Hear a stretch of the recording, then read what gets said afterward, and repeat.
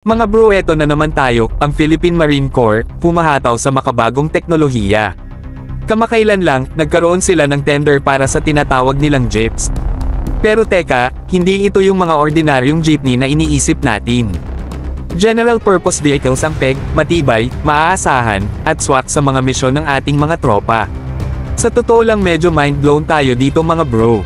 Base sa technical specs at project cost, mukhang itong mga jeeps ay mala military grade ang dating. Kaya pala ang Armor Covaco ang naging lowest calculated bidder. Ang kanilang KMPV, Covaco Multi-Purpose Vehicle, na ipinakita sa ADAS 2024, ay mukhang swak na swak sa pangangailangan ng ating Marine Corps. Pero syempre hindi ito tapos dito mga bro. Ang tanong ngayon, pasado ba sa post-tender inspections ang Covaco? Kapag pumasa, ang kanilang KMPV ang magiging baseline model ng bagong henerasyon ng Armored Light Tactical Vehicles ng Philippine Marine Corps. Malaking tulong ito para sa kaligtasan ng ating mga tropa, lalo na sa high-risk na mga operasyon.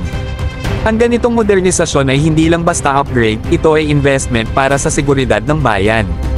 Hindi pwedeng ipagsawalang bahala ang kahalagahan ng mga ganitong kagamitan.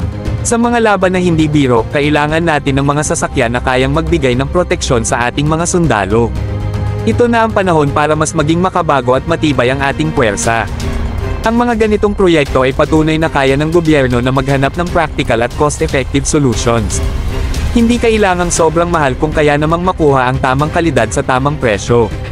At ang Armor Covaco, kung magkatotoo man, ay posibleng maging bagong kapartner ng PMC sa kanilang modernisasyon.